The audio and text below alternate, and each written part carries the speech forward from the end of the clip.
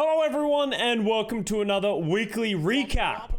We had an interesting week of Overwatch League. There was not really much news that happened, so there's not a whole lot to talk about, but we'll just recap some of the cool things that happened and talk a little bit about the Overwatch League and sort of do our Pickems, do our power rankings and all that good stuff. Let's start with the Overwatch 2 beta, just sort of give an update to things that have been happening, what's been going on. Congratulations to everyone got in, or who spent $40 to get in. Beta's been pretty fun. It's been good. There's definitely been some bugs. And with that, we can have a look at this community post from Jody, who's a community manager, talking about the some of the bugs that happened. So Symmetra got a massive rework in the beta, as you probably know. Her teleporter range was not coming in correctly, which was unfortunate. But the big bug that's really been going around is the Mercy Guardian Angel changes. I don't like the Mercy Guardian Angel changes. I think there should be a second button that you have to like press so that you can go into the air.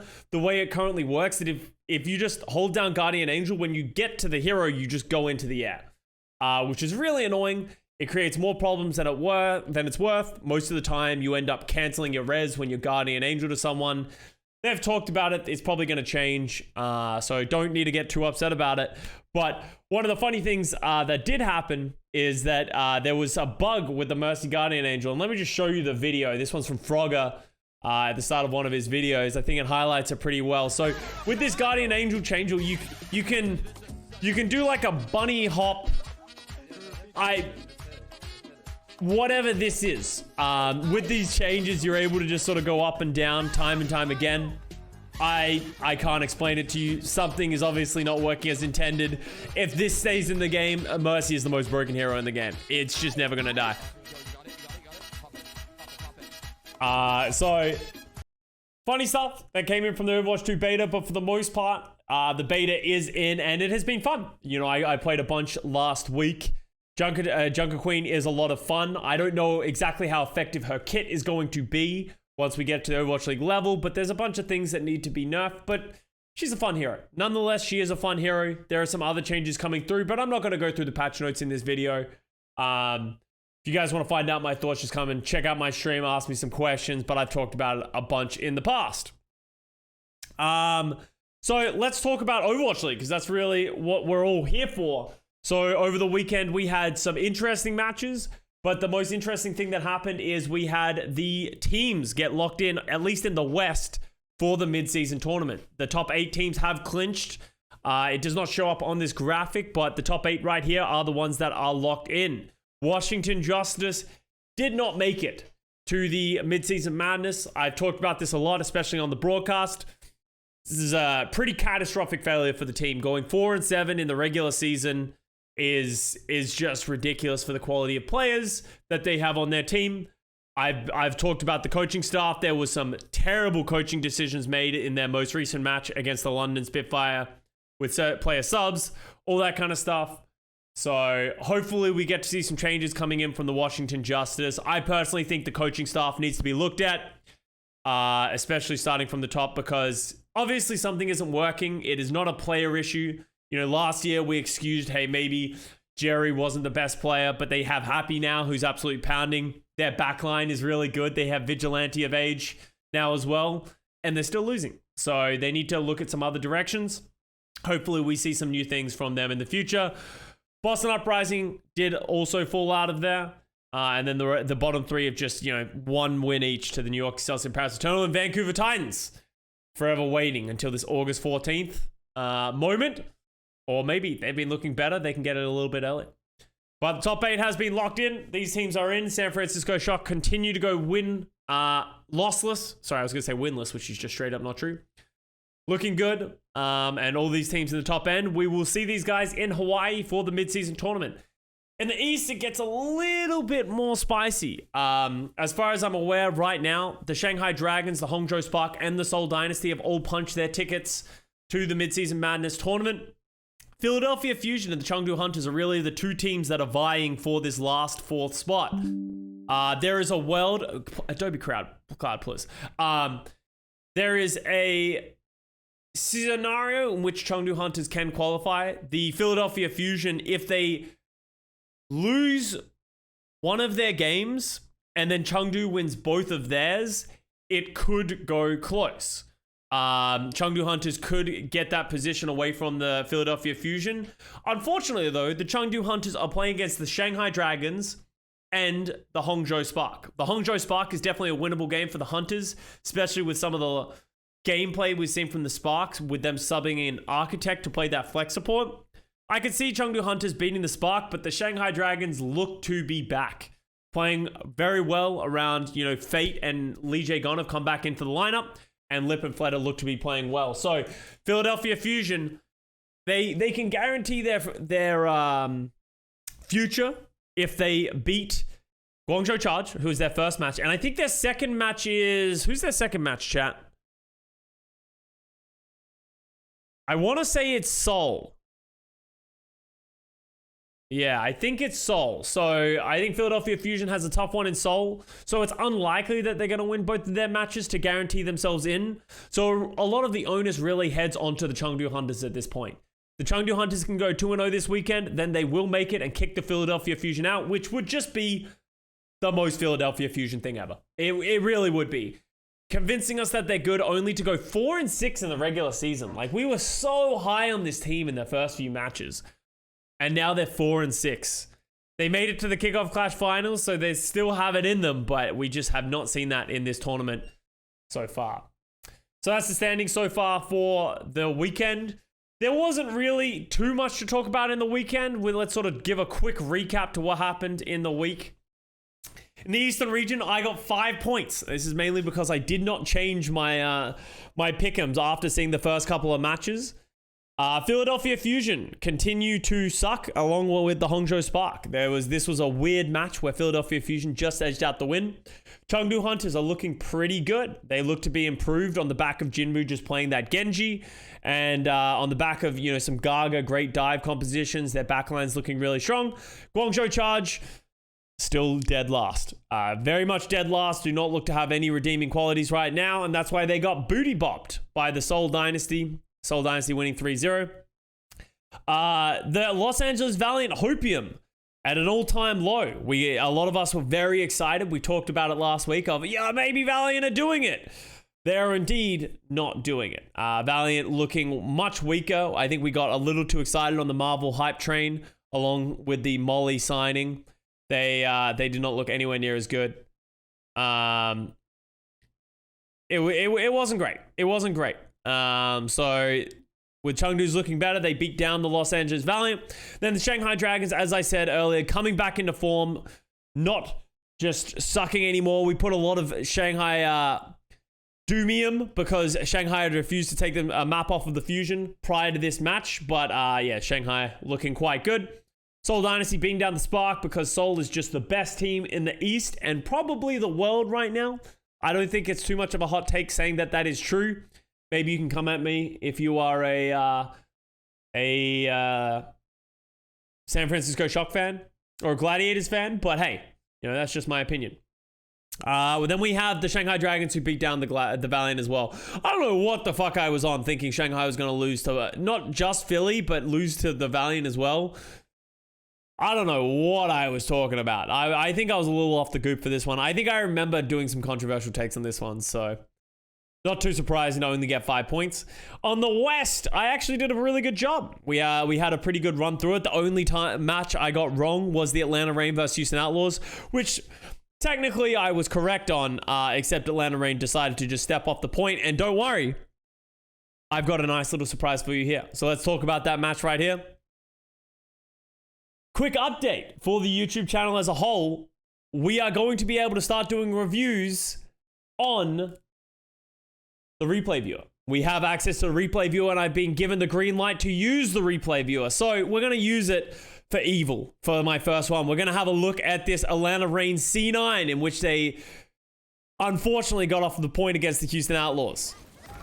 So we're just going to start it here. We're going to have a quick overlook. Houston Outlaws, this is when Avast was screaming from the rooftops that it was over for the Houston Outlaws. Venom gets a great stick onto Pelican. And it's looking pretty solid for them. They have control of the point. The back line of the Houston Outlaws going down. Lastro's in trouble to Venom. Everything's looking good. Dante gets a bunch of good picks, but It just did not look to be enough. Houston Outlaws, it's fallen apart for them. This was the beginning. This was the beginning, and this is an important part to talk about. This was like the first moment that you're like, oh, that could be a problem for the Atlanta Reign. We have Venom here who is cleaning up. Tracer is the best in this scenario, able to just hang around. He gets punched and panics. Blinks into the pit, and you're like, oh no. But it's fine. There's the rest of the Atlanta Reign's on here. They're all about to fall apart. Hawk's alive. Ultraviolet's alive. Dante's dead. Ah, it's over for the Houston Outlaws, as we all thought, as we all assumed. But here's the man of the hour, of the moment. Lastro comes back on the Lucio to live. Stalls the point in overtime. Oh my god, he's incredible. He's still doing damage. He gets nanoed by Iris now that he's on the point. He's stalling. You can't kill him. He lives for so long because Venom died, but Venom's back. Oh, okay, but Lastro has stalled enough just for this moment. But Hawk's still alive. Don't worry, while Hawk's alive, nothing could go wrong. Oh my god, they just touched the point again. Bonk.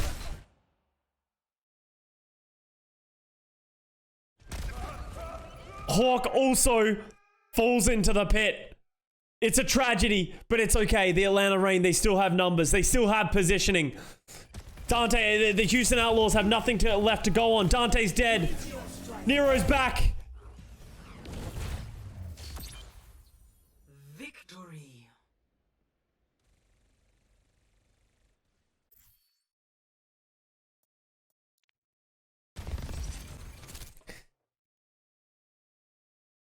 Let's get a snapshot of this one.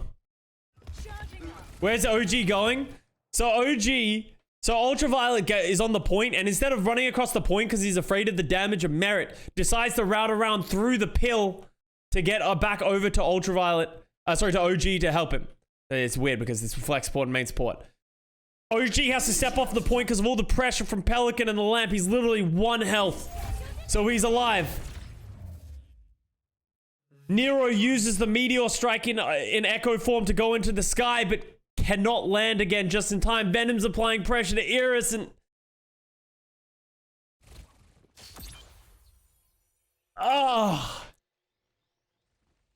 one of the most egregious C9. Well, okay, let's say there are some egregious C9s. You know, there's ones where people have just walked off the point for no reason when there is no threat. This is one of the most, like, in the middle of the fights, you're going to probably win. It's chaotic and stepped off at the worst moment. Like, this wasn't a stupidity one. This was like a chaotic one. And it's one of the worst ones we've ever seen. And it cost them the entire match. You know, this was a match that I think everyone at this point had accepted that the Atlanta Reign was going to win. And it ended up turning against them. So, tragedy for the Atlanta Reign. They go on to lose to the Houston Outlaws. And Houston Outlaws, you know, they die by the C9. They live by the C9. Jake Despair lives to fight another day. Jake Despair is no longer my best friend. Hawk Despair is my best friend. Karma. The C9 giveth, the C9 taketh. Exactly. Exactly. What else happened in the West? The Paris Eternal continued to just not be very good at all. Lost to the London Spitfire 3-0. The Gladiators beat down the Toronto Defiant. You know, Toronto, they look better, but just not good enough to beat the Gladiators. I'm curious to see how they're going to do in the mid-season tournament. They are pretty firmly in like a 6th, 7th, 8th spot right now. I don't expect them to ever overachieve to a massive level. But I think they've been looking better. And I think Toronto have been understanding the meta a little bit better as well. The San Francisco Shock beat the Vancouver Titans. This was a closer match than 3-0 indicates. Vancouver Titans are doing better. They've just had a very hard schedule since they've had their improvements. Gladiators also beat the Washington Justice. You know, once again, Justice just not able to live up to their potential. Gladiators looking strong. Toronto Defiant went to 5 with the Paris Eternal. And this is sort of why we always have our hesitations about Toronto, is they just go from looking fine one match, and then against the next a weaker team, they just seem to struggle. It feels like they always seem to play down to their opponents. They're that team that always plays to the level of their opponents. They did manage to get the win after a brutal fight against Paris Eternal, but hey, you know, at least they got there. Then we go to Sunday. Holy Sunday. I just wanted to go home by the end of it. We got 3 map 5 bangers. For better or for worse. The London Spitfire played close against the Washington Justice. Washington seemed to have found their footing. On the back of the Kalios Sigma, they were looking good. Everything was coming together for them. And then in the final moments for the Washington Justice, on map 5, they go to Lijiang Tower and mirror the rush against the London Spitfire and just throw. Chatty absolutely bullied Mag on Reinhardt. Just a better team on that map, on that composition. The Washington Justice fall apart. Decay was looking good on the Tracer. Happy is always a standout hit scan. Something's got to change. I've already said it in this episode. Something's got to change for this Justice squad. This is not a team that should be 4-7. This is not a team that should not be making the mid-season madness. Disappointing to say again. New York Excelsior and the Dallas Fuel, they had their map 5, and I don't even think this was as much of Dallas Fuel playing terribly. I think Dallas Fuel are definitely not a best team in the West right now, but they are looking, you know, pretty solid, around 4th, 5th, 6th kind of team. But New York Excelsior played up in this match. Yaki going absolutely sicko mode on the Genji. Gangnam Jin, who would have thought if you let him play Zenyatta on the flex support, he would be a good player. I know, shocking as well. Why do they do not play more Gangnam Jin Zenyatta? This was a classic case of why they should do it. But hey, the Excelsior playing to their strengths. They're playing well. Yaki on that Genji, double flex support. They really pushed Dallas Fuel to the edge. And that was some of the best looks that we've seen from New York Excelsior this season. The real question for me is, can they keep it up? Can they stick into this form? We know that they don't have the flexibility to play other things, but they need to just keep playing to their strengths. And they did that well against Dallas. We'll see.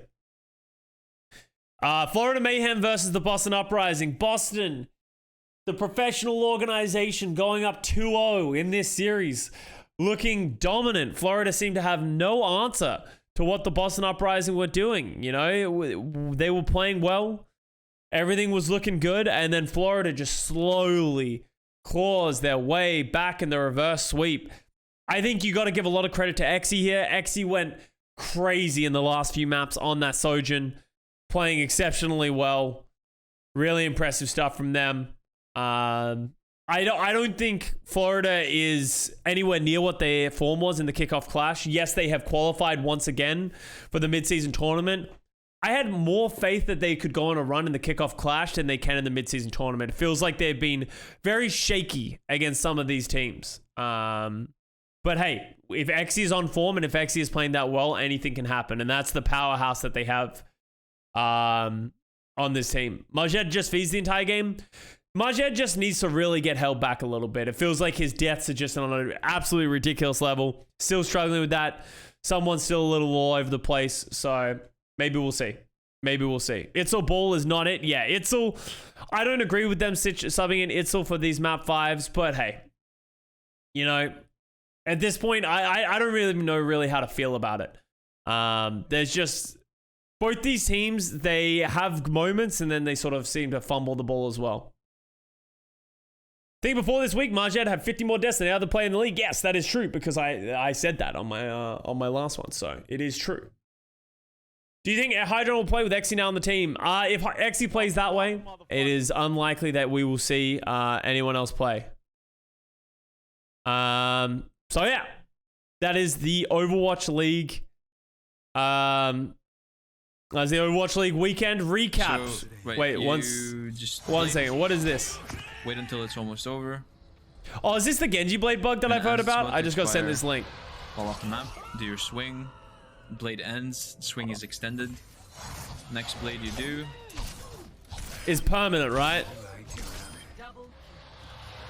Is infinite. Yeah, I've seen this bug that's happening in Overwatch 2. There's something to do with the blade that you will get a permanent bug if you're dying while slashing. And then the next blade, it's a weird bug. It exists. But yeah, there's definitely a lot of bugs in the Overwatch 2 beta. So And this is once again the reason that they do not release the game when it is not ready.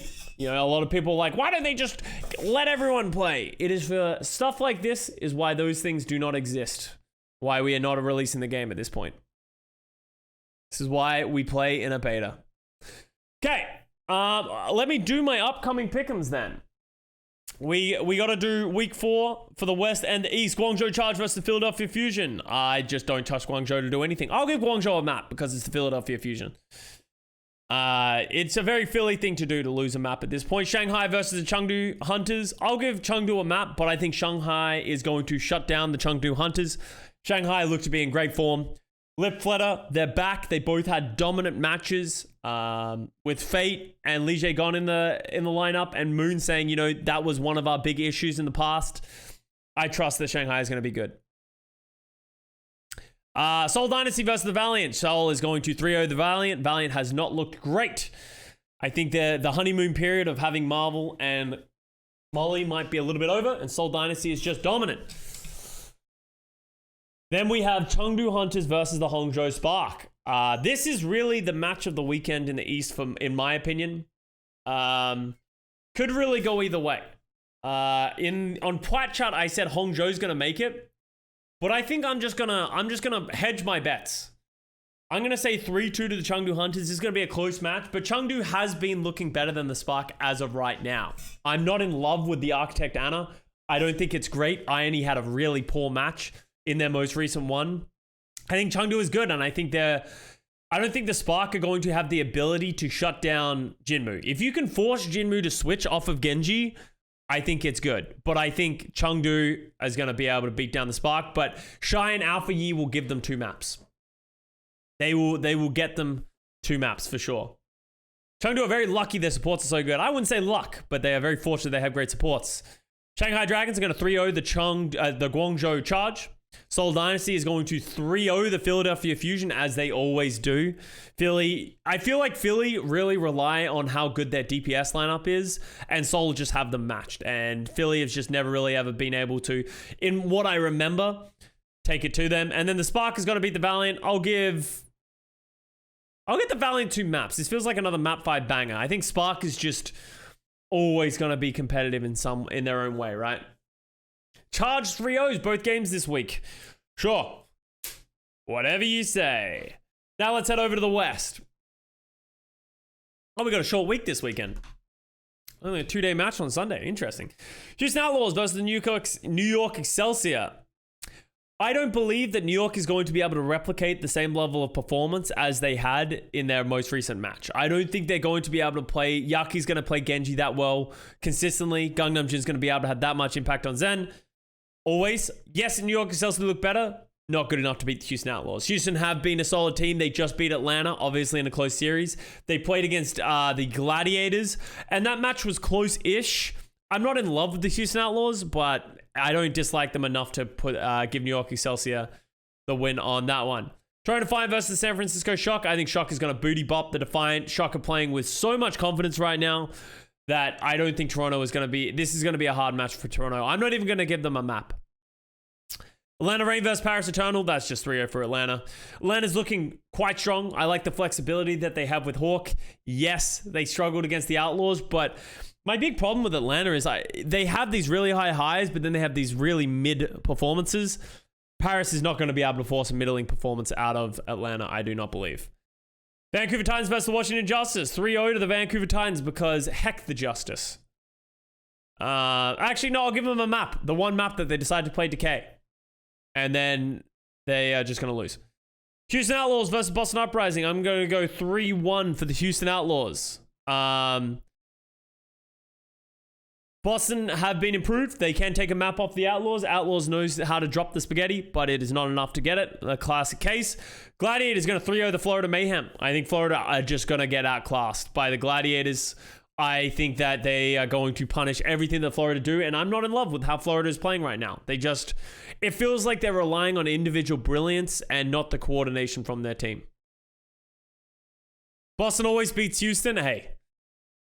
Yeah, you believe in yourselves. You can make that call. London Spitfire versus the Dallas Fuel. This is going to be a crazy match. I am actually going to give it to the London Spitfire. I think on control in map 5, London Spitfire is going to get over the edge. I just don't love what Dallas is doing, especially with their Lucio Moira compositions. I don't like Lucio Moira. I think they play this like long sustained hive mind composition, and it's just not as good as other compositions right now, especially the Rush. I don't think it beats Rush. I think the Rush is going to be too good. The backbone gameplay is going to isolate the tanks and be able to get it. It'll be interesting. This could go either way. Then Boston Uprising versus New York Excelsior.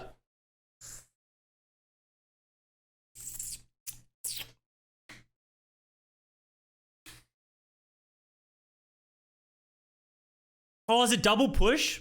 Nah, fuck it. Whatever. They'll win and push. Doesn't matter.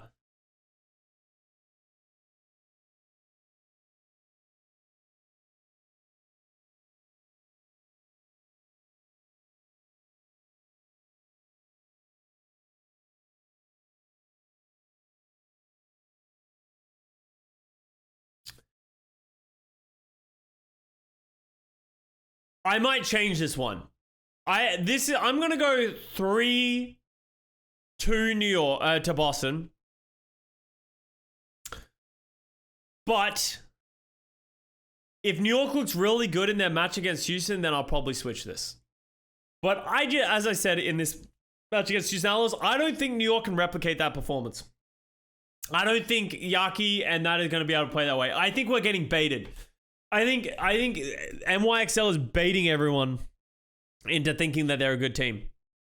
Both teams play Houston. Oh, yeah, that's true. We'll just gauge. I said 3-1. And we'll just gauge what happens here, and then we'll change it based on what's happening there. So,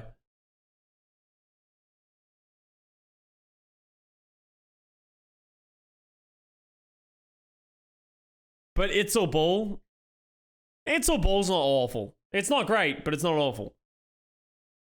All right, there we go. That's my predictions for the week.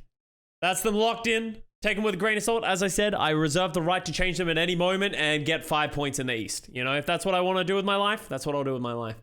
We all know I probably won't change them at some point. Okay, let's do our power rankings. Step on me. FPS Willie, thank you for the raid. Alright, so Gladiators and Shock are still at 1 and 2 with a tier break below them in the West. We have Atlanta Reign, I think, is going to stay at number 3. I think for memes, I'm going to put London here, then Houston. So Atlanta Reign stays at 3. I'm going to put London above Houston. I think we're massively overrating London at this point, but it's kind of funny. I think it's kind of funny to put them above Houston, because Houston is probably going to C9 and lose. Atlanta is overrated to be top 3. Hey, that's your opinion. I think Atlanta looks to be like, who would I put above Atlanta? Like, you guys say Atlanta's overrated. Who's above Atlanta? But Houston beat London in Russian Stage 1. I'm really sick of this narrative, by the way. And you know why? It's because it's mainly Piggy pushing this narrative. Can we all remember that on that Circuit Royale, in which Houston beat London playing Rush, Piggy got dumpstered. Piggy got dumpstered by Hardy. The only reason they won is because Pelican is one of the best Hanzos that we have in the world. It's the only reason they won. You want to use that as a thing? You just want to, if you're a Houston Outlaws fan and you keep saying my team's good just because Pelican keeps going fucking sicko mode at the final hours, hey, all the power to you. But you know what keeps happening? When Pelican goes missing, Houston Outlaws don't show up. And that is the problem with the Houston Outlaws. If Pelican doesn't put on his carry pants, you guys lose. And that is the problem with the Houston Outlaws, in my opinion, right now. London only wins when Hardy flank shatters, and that's every map. So that's why it works. Do I think London... I'm just going to put London in 4 because I think it's funny. I think you can definitely make a case that Houston is above London. But I just don't trust Houston. Ever since that bathroom incident, I'll keep saying it, I don't trust Jake. Jake lied to me to my face while we were at the urinals. That's something I can just not forgive. For that reason, Houston Outlaws are at 5. London Spitfire is at 4. Atlanta is at 3. Dallas Fuel goes below that because we give Dallas Fuel a pass because even though they haven't been looking as good, they're still the Dallas Fuel and they will show up for the playoffs. I am almost certain of it. Florida Mayhem has fallen below the tier break. I think Florida is above Toronto. I would put Toronto above Boston. Washington falls below the Vancouver Titans on my power rankings. That's it. Somehow Vancouver continues to climb through the power rankings without winning a match.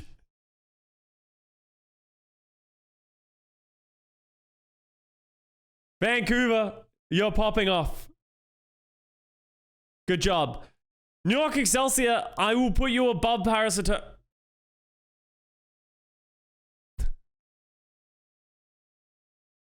Yeah. Yeah, you know, fuck it. You know what? Fuck it.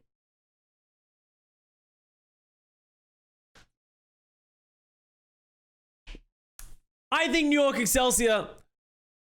Okay, chat. Okay, you guys are saying that I'm off the fucking goop. If New York Excelsior played Washington Justice right now with what we just saw from the New York Excelsior, who would win?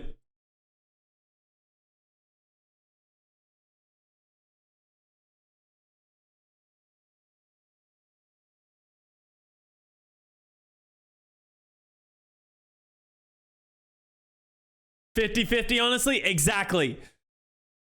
That is the correct answer. 50-50. I don't know. Anyone who says they know is just wrong because both these teams are an anomaly. They're a scientific question that no one has been able to answer from either of these teams.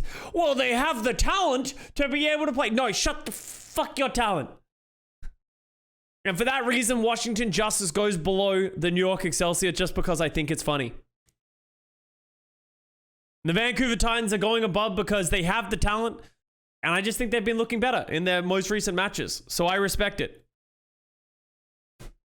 Justice can't be below a one-win team. Oh, you're saying that as if you have a say in what I'm about to do. You don't. This is exactly how I'm going to put my power rankings. You don't like them? That's what you do. You know, maybe Washington Justice should stop betraying us. Us, the fans, stealing entertainment from ourselves. I want to watch Decay and Happy fuck. And if you take that entertainment away from me, then you are going to fall down my power rankings. Phrasing. Okay, well, okay. Not what I meant, but you know what I mean.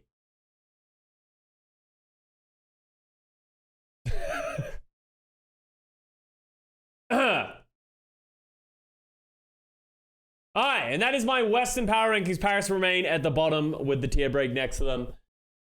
Let's go over to the East. Let's go over to the East. Seoul Dynasty stays at number 1. Hangzhou Spark. No. Get out of there.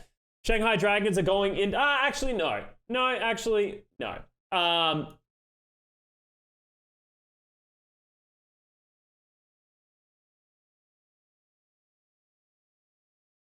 I think this is right. Well, how do we feel about this in the East? Seoul Dynasty at number 1, firmly sitting number 1. No one has been able to contest them. Shanghai Dragons potentially can contest them, but they've only shown us one weekend. So let's put a tier break between them. But Shanghai Dragons are definitely above the other 4. The 4, oh yeah, sorry, 1 second. Yeah, thank you. Appreciate you are right. I was a little off the goop on that one. Double tier break for the Guangzhou Charge. Hangzhou Spark is above everyone else, but we don't ever know what to expect from them with the Chang'un effect. Chengdu Hunters have been looking better on the back of the Chinmu Genji, but I don't think I can put them above Spark right now. I think I predded the Chengdu Hunters, but I don't know. I'm just not sold on Chengdu Hunters. They'll betray me one weekend. Philadelphia Fusion have a good team, but they have just not been able to string it together. But I think they're better than the Los Angeles Valiant, just more consistent. Chengdu went to 5 versus Seoul. Dude, yeah, you sound like Avril.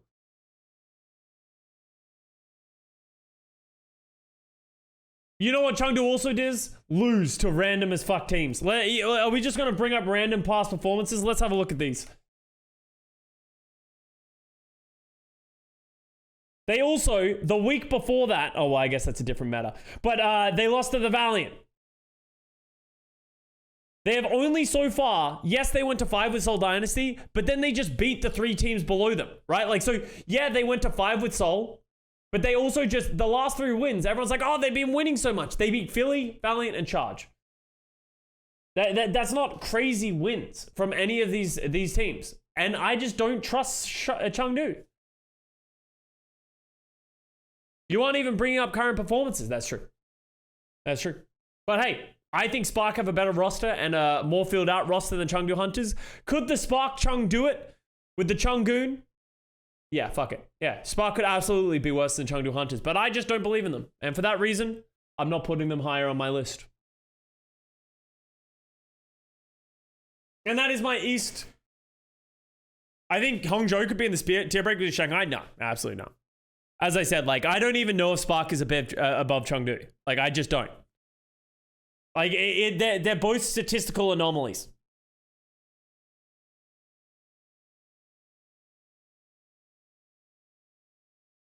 So, that is my East ranking. As you can tell, it's sort of like broken up. It was a lot more cool when we had a lot of top 4 teams and then like a bad bottom 3, but now we're kind of like fighting for who like sucks the least below here. But there's going to be some interesting matches. Hopefully we get some answers in the East because it doesn't make any sense. And that is it. That is this weekly recap. I hope you guys enjoyed it. I hope you guys found it insightful. Please mold at me. I know there's so many people who get really upset at my power rankings or that I didn't talk about your team, you know? But here's why I'm actually going to bring this up. Let me give you a reason of why I don't listen to you guys. Where was this? Where was my... Oh, here we go. You guys want to see why I don't listen to anything you say? Because you hate us? No, I hate some of you.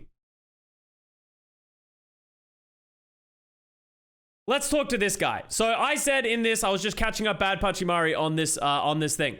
Says... I was catching up Bad Pachimari, talk about who is good and who is bad just after this weekend. This person says, Shanghai good when they 6-0'd mid-teams? You're like, yeah. Generally, when you 6-0 mid-teams, that makes you a good team. Are they the best team? No. But Shanghai is good. Let's go. Then I say, that's what I responded with. If you 6-0 mid-teams, that generally means you're good. Yeah, fair. Dallas 6-0'd mid-teams, but they're not good. So the next step is this person has exposed themselves as a Dallas Fuel fan. Dallas Fuel fans, you guys are the worst. I'm just going to say it. Dallas Fuel 6-0'd bad teams and then also went to map 5 with NYXL. Well, not bad teams, but average teams. And then they went to map 5 with NYXL, so I'm not sold on the Dallas Fuel right now. And that's why I said Dallas went to 5 with NYXL. And then this person says, this New York beats half of APAC. Wobble wobble, motherfucker.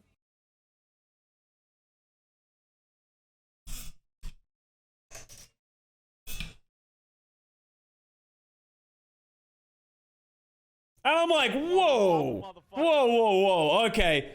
Let's just hit him with the traditional thing, my traditional line, and that'll be it with it, okay? You're off the goop. I hit him with the you're off the goop. That was supposed to be the end of it. Do you guys want to know how it ends? Do you guys want to know how it ends? Wobble wobble, motherfucker. This was everyone on NYXL at their peak. They go to 5 with Seoul as well.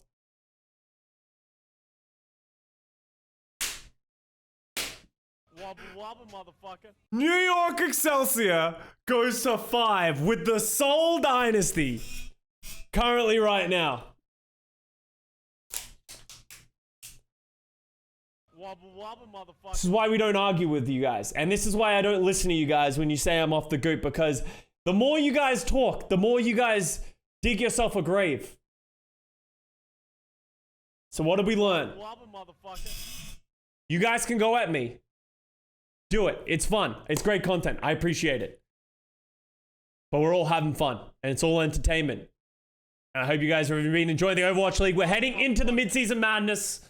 It's getting closer, ever so closer to being able to see some international events where we can see the New York Excelsior go to map 5 with a oh no! New York Excelsior didn't qualify for the mid-season madness tournament because they're bad. Thank you very much for watching this week's CNN. Make sure to like the video, subscribe to the YouTube channel. We have the replay viewer, so we're going to be doing the replay viewer VOD reviews soon. Hope you guys all have an amazing week, and we've got another weekend of Overwatch League coming your way. Much love, and I'll see you guys next time.